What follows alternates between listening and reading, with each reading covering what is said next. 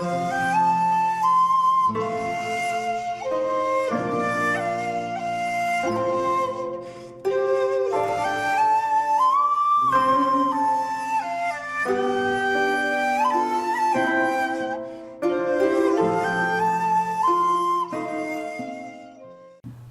there, this is Sakuran from Sakuran Films, and welcome to another random review. And today's random review is a film from 2006 called Sakuran. This was directed by Mika Ninagawa, who was a photographer, and it stars Anna Toshiya. Sorry, I'm butchering Japanese names.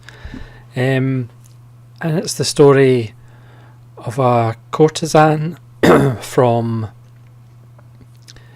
when she was a child, when she was sold to the house, to her rise to the top courtesan in the house.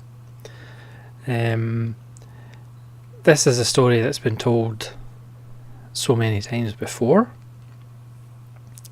This is based on a manga, and I think the reason it's worth checking out is, one, because of the fantastic performance by the lead actress, and two, because of the colour palette.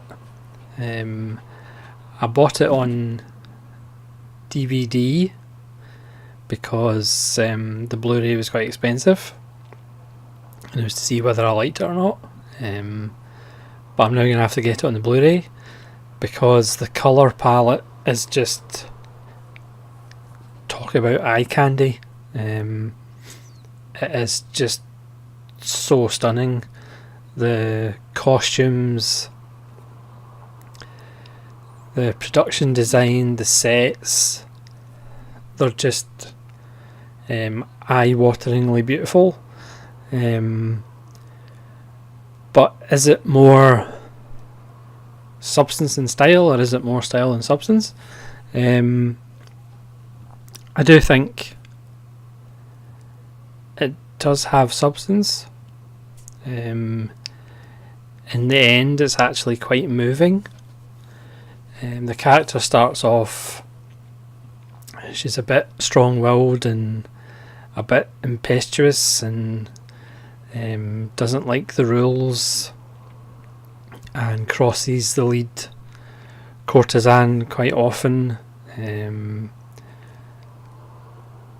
then things happen which I'm not going to spoil, and she kind of not necessarily mellows out a bit, but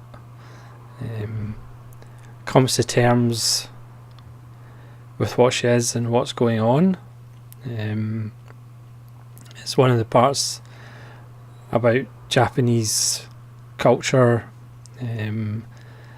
as far as these girls are sold to these houses, and essentially are in prison providing services to gentlemen. There is an ongoing symbol of goldfish in the entrance to the area of town. There's a big enclosure with goldfish, and there's lots of shots of goldfish in bowls, or when they're knocked over flailing on the ground. Quite a lot of the other women, they kind of form the function of a Greek chorus, and they're always wanting somebody to come in and sweep them off their feet. There's lots of familiar faces. The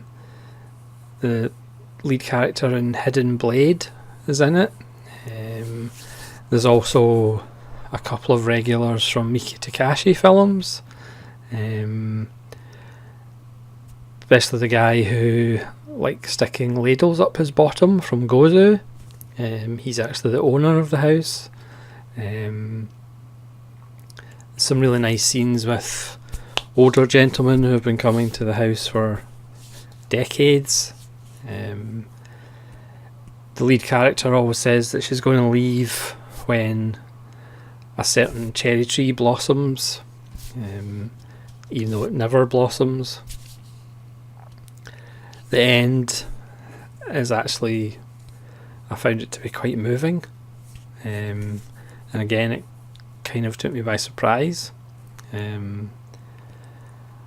If you like the colour red, this film has got lashings and lashings of red. It's got Michael Powell red in abundance. So again, the story might not be a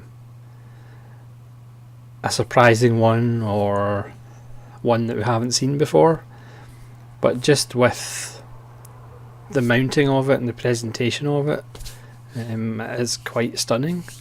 Another thing, it's got a fantastic score. It uses traditional music of the time, because I think it's set in the 16th or 17th century or the 18th century, certainly one of the centuries. It does have just a wonderful soundtrack. It mixes modern, contemporary, jazzy, funky music with traditional stringed instruments and music that we'd maybe find in no theatre. And it really is a spectacle. It's kind of a feast for the eyes, and the ears and the nose. Yeah, I would highly recommend checking it out. Again, maybe how much you like the film might depend on how much you like the lead actress, because she's sassy and independent and really likeable despite her flaws at times, and it's really a ravishingly beautiful film.